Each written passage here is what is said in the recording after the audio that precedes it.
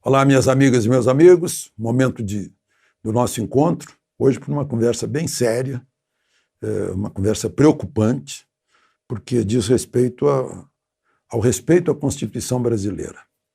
Hoje é terça-feira, 22 de dezembro, e não esqueça de se inscrever e ao final de dar o seu like ou o seu dislike.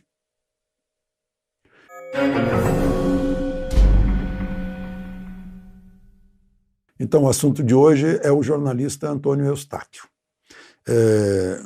Como se sabe, houve um início de processo no Supremo, ele já foi preso 3 vezes, o processo está em sigilo, a gente não sabe se o crime praticado é ameaça, injúria, calúnia, difamação ao Supremo. O fato é que, segundo a OAB, lá em junho, a OAB lembra que o processo é ilegal. É um processo inconstitucional que ainda prende as pessoas.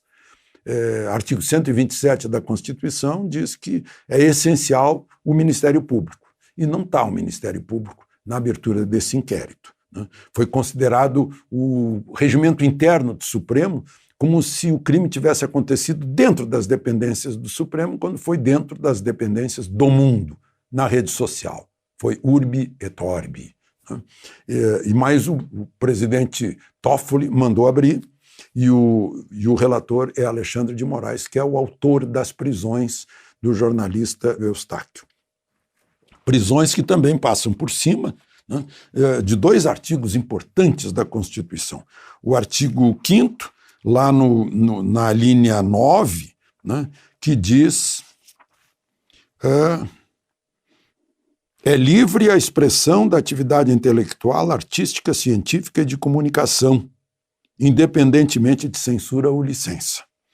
E lá no artigo 220, que trata da comunicação social, capítulo 5º, a manifestação do pensamento, a criação, a expressão e a informação sob qualquer forma, processo ou veículo, não sofrerão qualquer restrição. Mas a pessoa é presa. Jornalista é preso. Vocês dirão, mas a OAB não se manifesta? Se manifestou já em junho.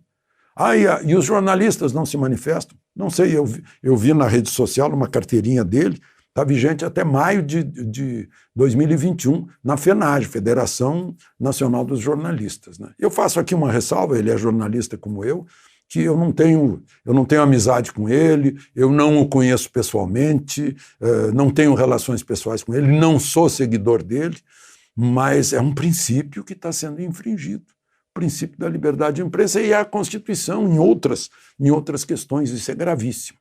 Pois bem, ele queria ir ao Ministério de Direitos Humanos pedir socorro, mas está em prisão domiciliar, a 2ª prisão dele. Então, mesmo de tornozeleira, ele insistiu em ir lá, marcou. O Ministério, segundo a ministra Damares, se ofereceu para ir à casa dele, colher a queixa dele. Ele disse que não, que queria ir pessoalmente ao Ministério. O Ministério perguntou se ele tinha licença, parece que ele disse que não. O Ministério, então, oficiou ao juiz, pedindo que a ele fosse permitido ir até o Ministério. Ele acabou indo e foi preso por causa disso. E jogado no presídio da Papuda, para onde vão os criminosos, os assassinos, os traficantes, os assaltantes. E aí ele contou para o advogado dele que o chuveiro estava vazando, estava inundando lá a cela dele. E aí ele tentou consertar o chuveiro e botou um pé na pia ou algo assim. E aí escorregou e caiu. Nessa queda, segundo se constatou, ele fraturou a 5ª vértebra torácica e não estava conseguindo mover uma perna. E logo surgiu o medo de ele ter ficado paraplégico. Foi levado ao hospital de base, depois foi fazer tomografia, e agora eu digo aí para os seguidores dele que o médico que o atendeu informa que a medula não foi atingida, houve uma fratura, a medula não foi atingida e ele não corre risco de ficar paraplégico, mas está precisando talvez de uma cirurgia que tem que ser urgente para não ficar sequela, né? Então, a posição até agora é essa. Eu acho uma coisa, o Senado é que é fiscalizador do Supremo e nada, né? O responsável pela prisão, bom, o Estado é responsável, o Estado, ele estava sob a custódia do Estado, e o responsável dentro do Estado é o ministro Alexandre de Moraes, que ordenou essa prisão, né? Então, a integridade física dele está sob a responsabilidade do Estado e dos agentes do Estado. Que isso fique bem claro, né? Isso é óbvio, é um princípio que todo mundo acata. Bom, eu acho que era isso, interessante, né?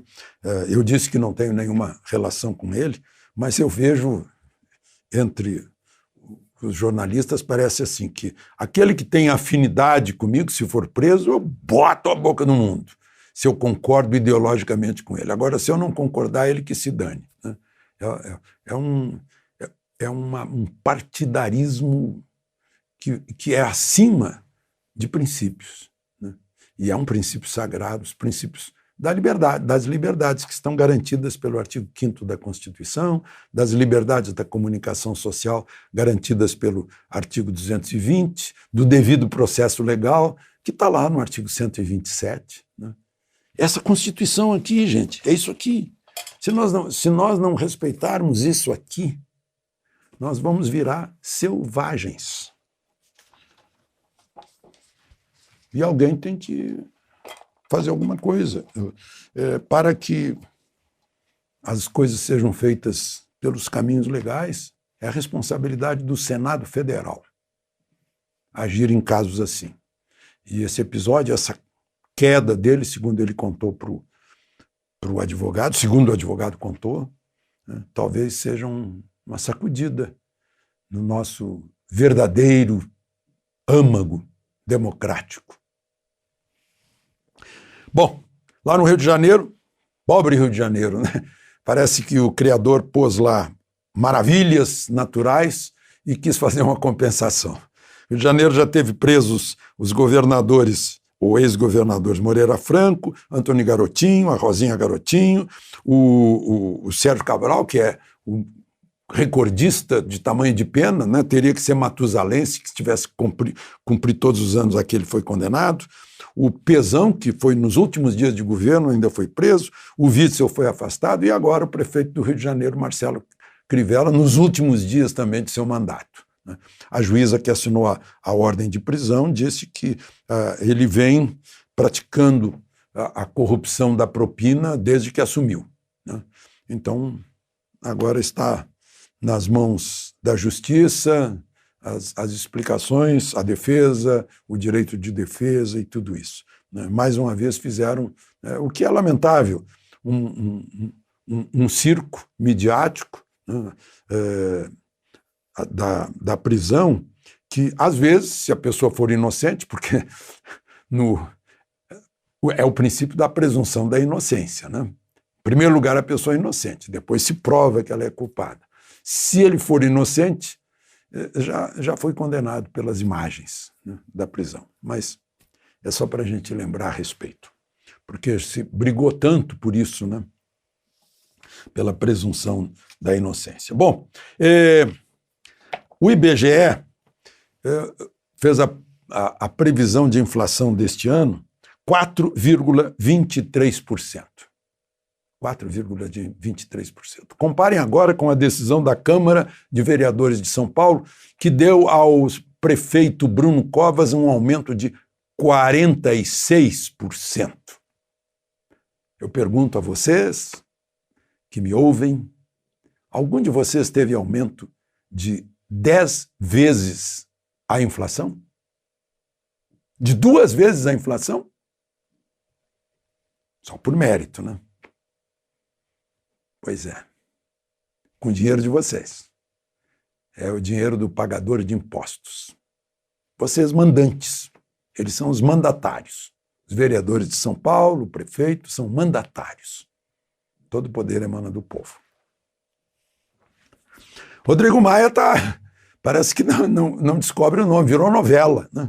Eu lembro quando era menino, minha mãe xingava a vizinha que ouvia o Direito de Nascer no rádio, Rádio Nacional, a todo volume. Depois a minha professora, Dona Lourdes, naquela época a gente chamava a professora de dona, não era tia, também reclamava, né, que a vizinha dela ouvia o Direito de Nascer. O ator principal, Paulo Gracindo, fazia o Albertinho Limonta, novela do grande cubano Félix Canhé.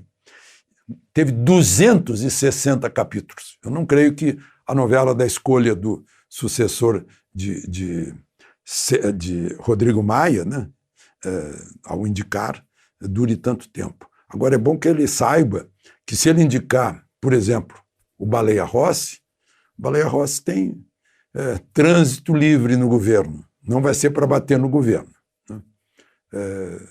Eu ouvi muitos elogios a ele, de pessoas que trabalham no governo. Bom,